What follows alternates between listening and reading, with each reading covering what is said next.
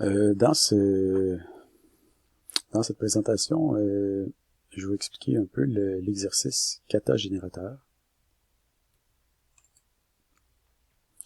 Donc l'objectif, c'est de se familiariser avec les fonctions génératrices standards que sont range et repeat, les fonctions génériques, les méthodes d'extension, puis la méthode de filtrage standard qui est where. Donc il y a plusieurs parties à compléter. Donc c'est un exercice peut-être un peu plus long que les autres. La mise en place, tout d'abord, comme d'habitude, il s'agit de créer un nouveau projet, d'ajouter l'éditeur config, de protéger contre les valeurs nulles. On initialise avec Git et on est prêt à commencer.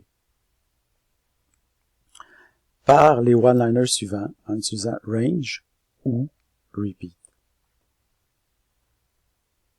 Donc, générer 100 fois le nombre 10, générer 100 fois la lettre A, et générer les nombres de 100 à 200 inclusivement. Ensuite de ça, ajouter les one-liners suivants en utilisant à la fois range et where. Donc, les nombres pairs entre 100 et 200, les multiples de 5 et de 7 entre 1 et 1000, et les multiples de 11 entre 1 et 1000 qui contiennent le chiffre 2. Donc, pas qui sont pairs, mais qui contiennent le chiffre 2. Dans un nouveau projet, vous allez ajouter les tests suivants pour tester les trucs. Et voilà, c'est terminé. Ensuite de ça, prochaine section, générateur. Donc, dans une nouvelle classe statique que vous avez ici, utilisez des fonctions génératrices pour coder les deux méthodes suivantes. Donc, dans ce cas-là, il n'y a pas question de one-liner ici. Donc, la première, on génère les lettres de A à Z. Et dans le deuxième cas, on va alterner entre deux valeurs P1 et P2 un certain nombre de fois. Par exemple, si on a la valeur 1, 2 et qu'on alterne 4 fois, ça va générer le flux suivant 1, 2, 1, 2, 1, 2, 1, 2. Si le compte est plus petit que 0, il n'y a aucune valeur, plus petit ou égal à 0, il n'y a aucune valeur qui est générée. Ensuite, vous allez coder deux versions de la même méthode. La première, c'est une fonction génératrice, qui devrait utiliser une liste à l'inverse.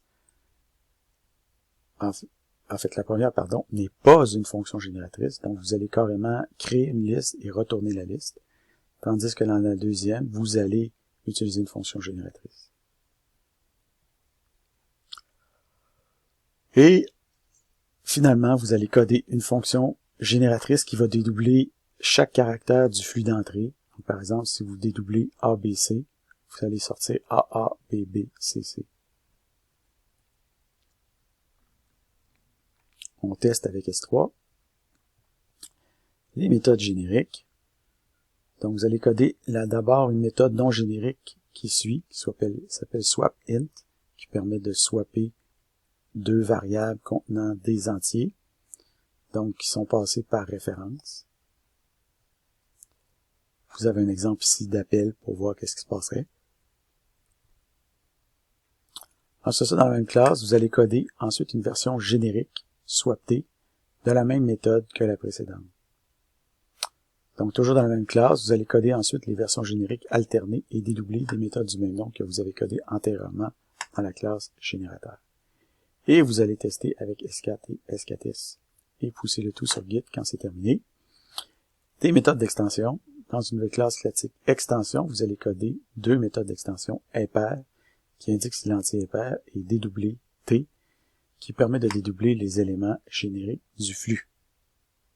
Vous allez tester avec S5 et vous allez pousser et valider sur Git. Filtrage de personne. P c'est pour personne, donc personne filtrage. Donc vous allez commencer par ajouter la classe personne suivante.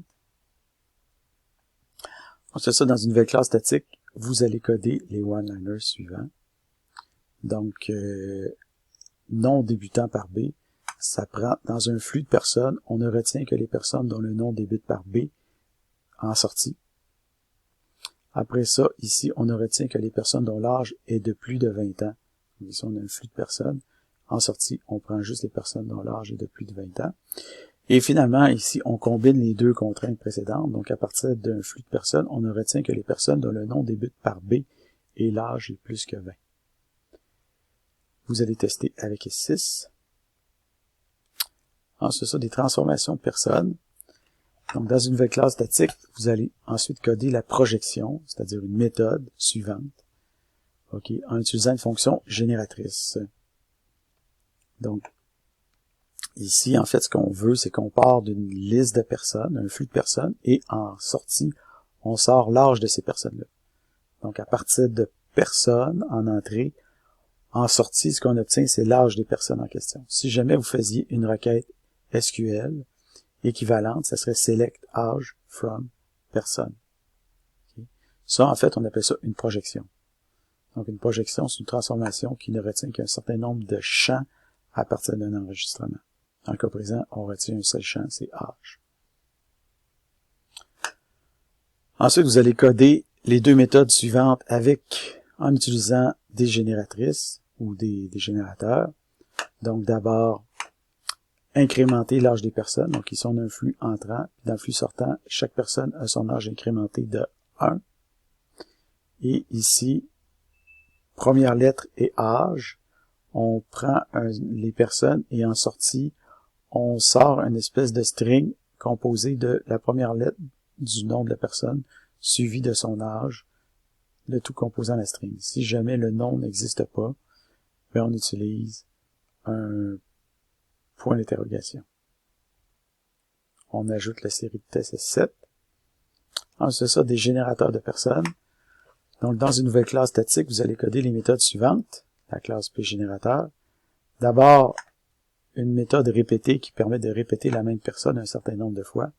Ensuite, une méthode alternée qui permet d'alterner entre deux personnes un certain nombre de fois. Tout ça, c'est des one-liners. Et finalement, une méthode clonée plusieurs fois qui permet de cloner une personne plusieurs fois. Tout ça, un générateur. Donc, quand on dit cloner, évidemment, comme les personnes, c'est un type par référence. Donc, il va falloir cloner chacune des personnes aussi. Donc, voilà. Vous allez tester avec S8. Normalement, votre solution devrait ressembler à ça. Vous allez pousser sur Git, votre historique devrait ressembler à peu près à ça. Et vous remettez en utilisant le pointage que vous avez ici pour un total de 10 points. Et voilà. C'est fini.